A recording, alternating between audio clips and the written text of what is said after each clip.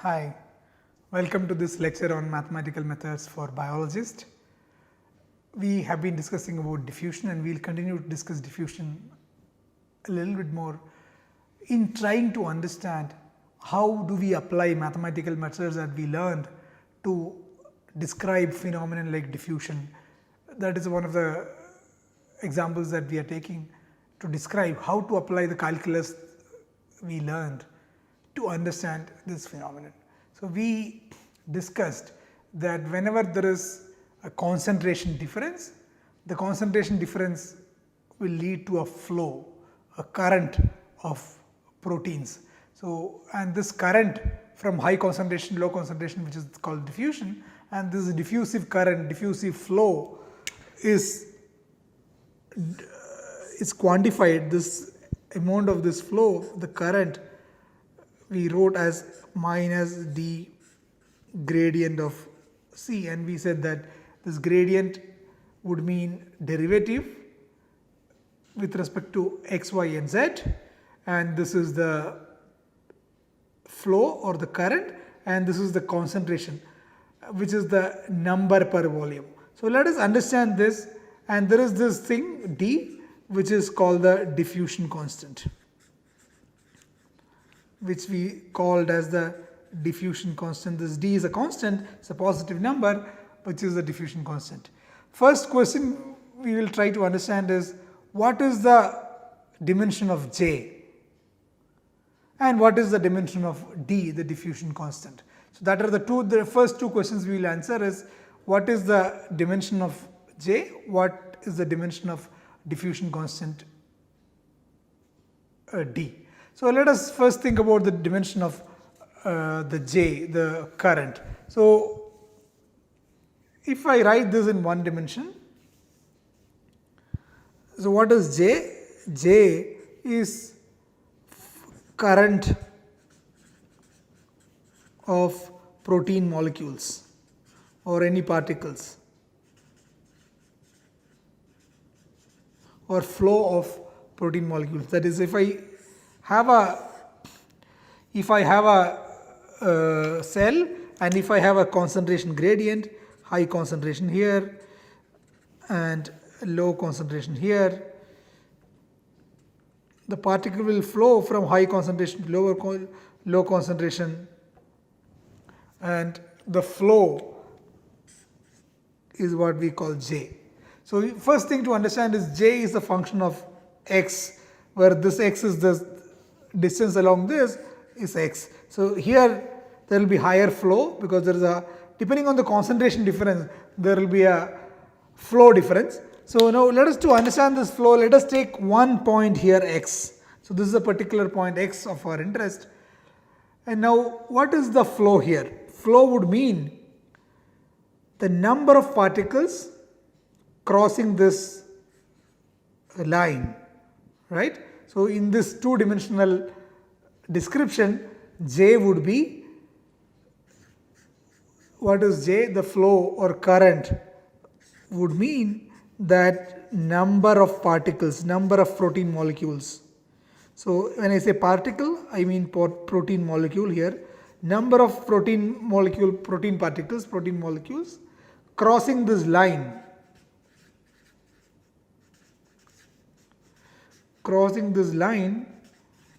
in 1 second, in unit time, in every second, in unit time. If I take a unit time, how many particles are crossing this? That would be a definition, that would be the definition of J. If I consider this, instead of this a tube, think about a three-dimensional tube like this.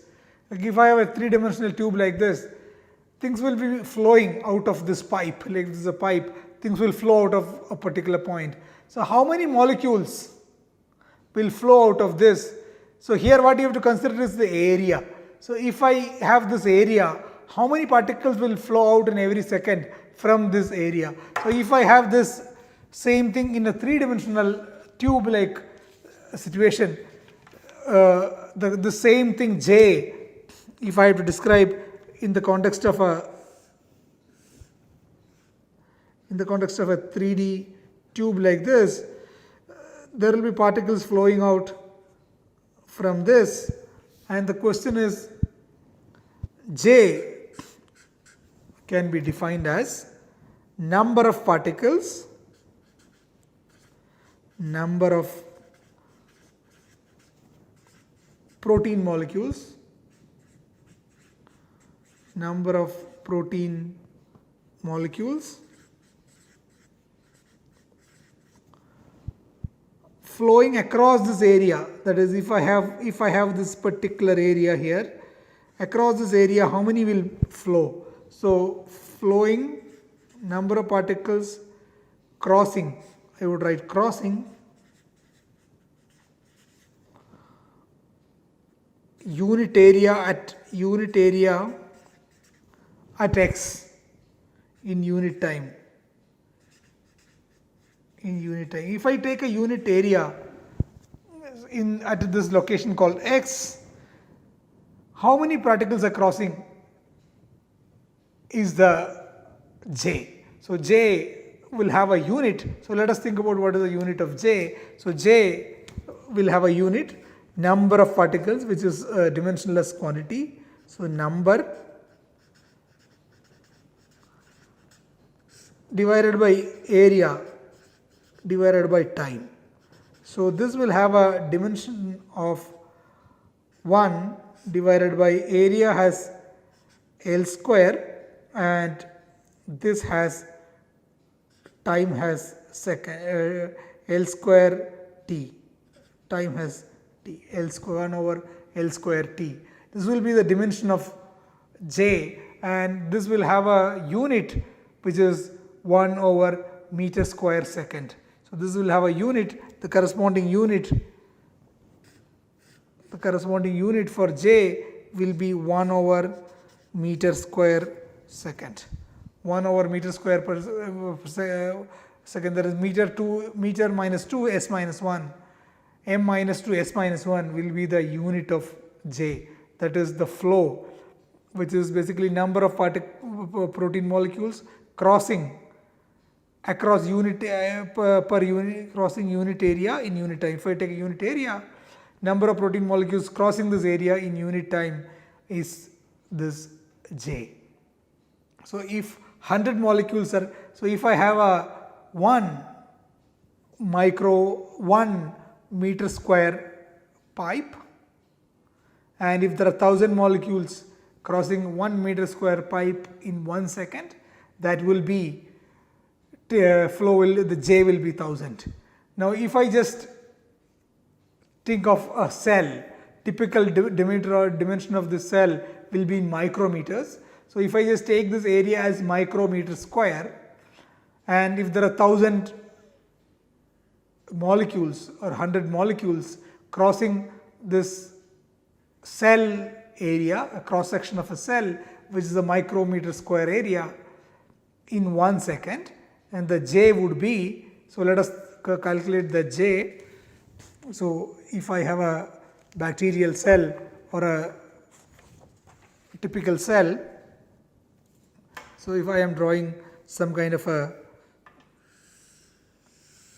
cylindrical cell here, and I can take a cross section here, this will have typical dimension of micrometers. So the j would be, let us say 100 particles, so let us say 100 molecules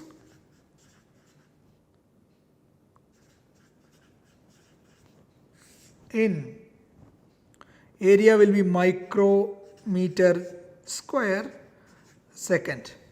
So this will be, if I just in SI units, micrometer I can convert to 10 power minus 6 meter. So this will be 100 divided by 10 power minus 6 meter square second. So this would be a big number. So this will be 100 divided by 10 power 12. So this will be 100, 10 power minus 12 will become 10 power 12, and there will be 10 power 14 meter minus 2 s minus 1. This could be the typical number associated in SI units the J. In other words, it could be some 100 or 1000 per micrometer square per second. In SI unit, it could be 10 power 14 per meter square per second. So something like this could be the typical number that one would be interested in. So this would be the J, the magnitude of the J, and the direction of the J would be either along this or along this. Depending on there will be a dimension, and magnitude would be something like this. Now that we understand this J, let us also think about the dimension of D, the diffusion constant. So what we know is that J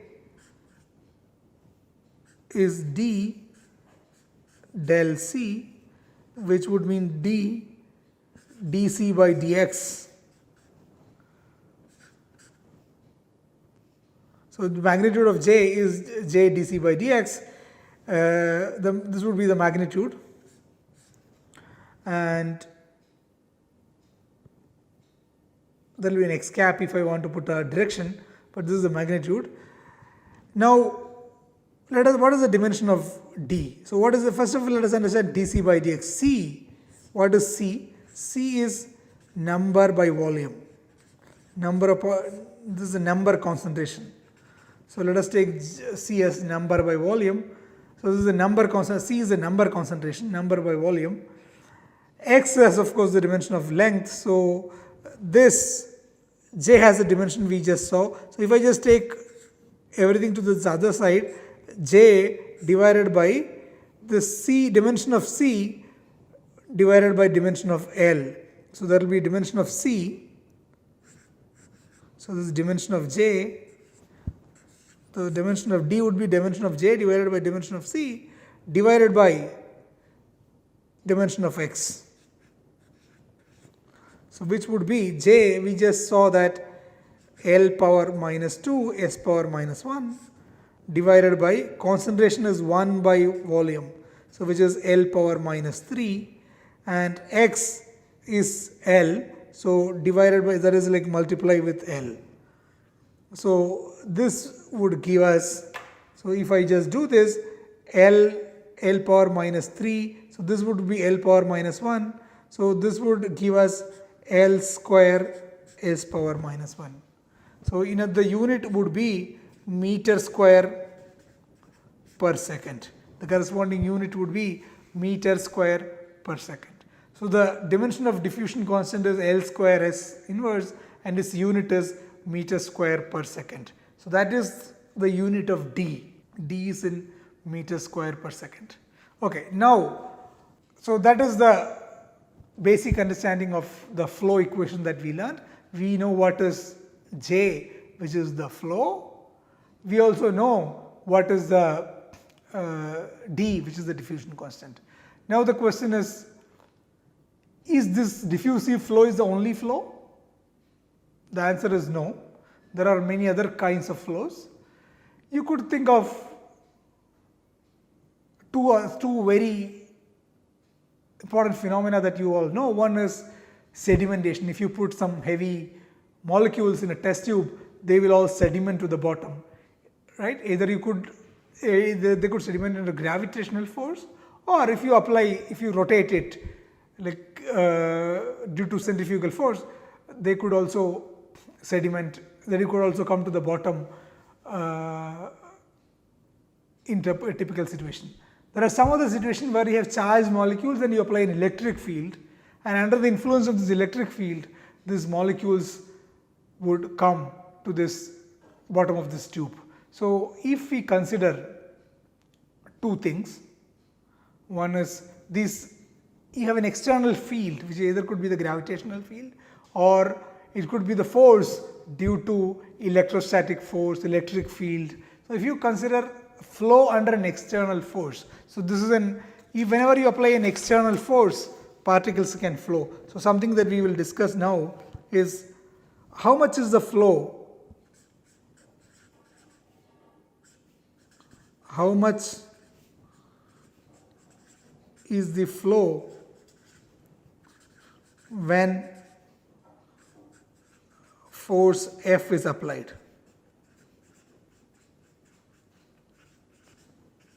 So this is the question that we will quickly want to see, and it turns out that this flow, let us call JF, the flow due to this, the current due to this external force.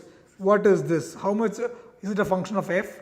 So let us think of some situation where you have an electric field and things are flowing. So this flow could be in any direction. So depending on it could be in the direction of the electric field or the force that you apply.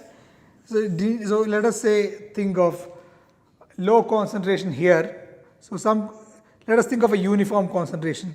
Like there is particles, some uniform concentration everywhere. So there is a uniform concentration C of particles. Now these are charged particles, let us say, and I apply an electric field. So if I apply an electric field, depending on the charge, there will be a particular direction you have to apply electric field, but the flow will be in this direction. So apply electric field appropriately depending on the charge, so that the flow, it will flow in the direction appropriate to the electric field. So let us say this is the direction, or I could apply a force such that all this particle will be forced to flow in this direction. The equivalent situation would be like sedimentation, gravity. So you could, if you have a heavy particle, so now this is all in a medium. So of course there is water everywhere. So there is water molecules everywhere. So this is also a medium. Here also this is in medium. So there is water everywhere. In this water, let us say we are putting heavy molecules which can come down under gravity. So we are putting relatively heavy molecules which can come down under gravity. So there will be a flow from top to bottom, all will sediment, and you would expect after some time you would expect all of them sedimented, most of them something like this. Most of them at the bottom, some of them were like this, and of course there is water. So this is what you would expect after some time. Everything will come down and sediment at the bottom. Now how much is this flow? Can we quantify this flow? And it turns out that this flow J is proportional to, of course, the concentration, and is also proportional to the velocity of this flow. So the simplest, it can be shown that the flow J, in this case, the flow due to external force, J is the concentration times the velocity, where V is velocity. Why is there the velocity? Velocity is there because there is a force. When there is a force, when you drive things, there will be a velocity, and that velocity is V. Now let us look at the dimension of this. Concentration has number by volume, and velocity has length divided by time. So number is the dimensionless thing. So this would length and volume. The volume is length cube. So this will give us 1 by L square T. So this is the dimension of current, of course, something that we learned. So dimensionally, this is indeed correct. Now the question is, what is this V? Or can we know what is this V? To understand this, we will go back to what we learned in school. That is, if something is moving in a viscous medium, so if I take this situation, look at this protein molecules, they are going to flow in viscous medium. This could be water, or it could be any medium, it could be the cytoplasm. Whatever be there is a viscous environment, and things are moving in a viscous environment. So if there is a viscosity, the viscous environment, the force would be, if I apply a force, there will be viscosity, there will be a drag, viscous drag, and things will reach some kind of a terminal velocity, which we know from the school that what we have learned is that a force F would lead to a velocity. The relation between force and velocity in a viscous medium was that if we have spherical particles of radius A, the viscosity eta and radius A. So this is viscosity and this is radius. So you have viscosity and radius, viscosity eta, and given these two parameters, the force F would lead to a velocity v. Eventually the velocity would be v. In other words, v would be for a spherical particle of radius. Okay, so the assumption is protein is like a sphere of radius a, F by 6 pi eta a. This would be the typical velocity that one would get. So this is the velocity. So there is a, remember, the F is a vector, velocity is a vector. So in the direction of force, there will be a velocity. This is important to understand. The direction of the force and the direction of velocity will be the same, and there will be a flow which is essentially driven by this velocity. So velocity is what is leading to flow. So this will lead to a flow, and that flow is proportional to the velocity. The more the velocity, the more will be that flow, and that proportionality, that constant would be the local concentration. So it turns out that we can see that the flow J is equal to C times V, which is equal to C times F by 6 pi eta A. So for a spherical particle, so this is the flow due to external force. So this is the flow due to external force. So this is flow due to external force. This doesn't depend on diffusion constant, of course, because it has nothing to do with diffusion. It has, what it has to do is with this external force. It's important to remember the vector is the direction of the force you apply will be the direction of the flow, and it will depend on the concentration, which is a scalar, and viscosity A and all that. The precise form could change. So here the assumption is the spherical particle of size radius A. If the radius, if this is not a sphere, this particular form might change a little bit, but it would be some function like this, and this is the simplest thing one can think of. So we can think of two types of flow: flow due to diffusion and flow due to external force. The flow due to diffusion will depend on the concentration gradient, while the flow due to external force will depend on the force and the local concentration. So let us write these two things. The flow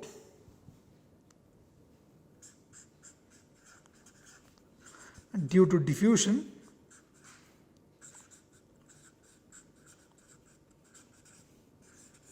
let us call this JD, diffusive flow, which is minus D del C, which is the vector notation. So it depends on the change in concentration, and that's the direction the flow will pick up.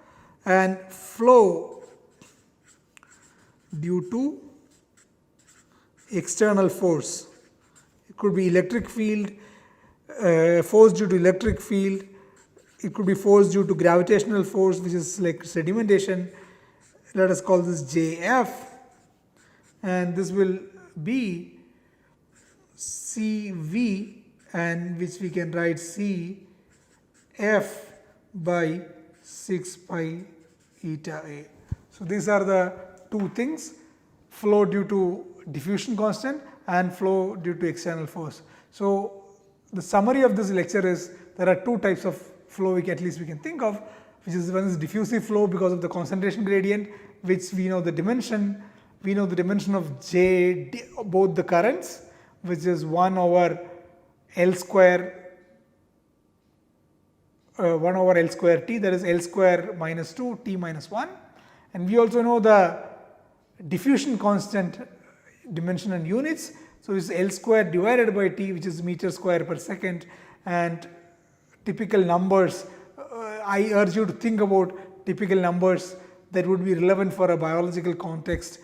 Guess the numbers. It may be wrong, but still make an educated guess of numbers of all this. What is the magnitude of force in a cell? What is the magnitude of velocity? What would be the magnitude of all these quantities? Do think about this so that we will get a physical perspective. With this, I will stop this lecture and continue in the next lecture. Bye.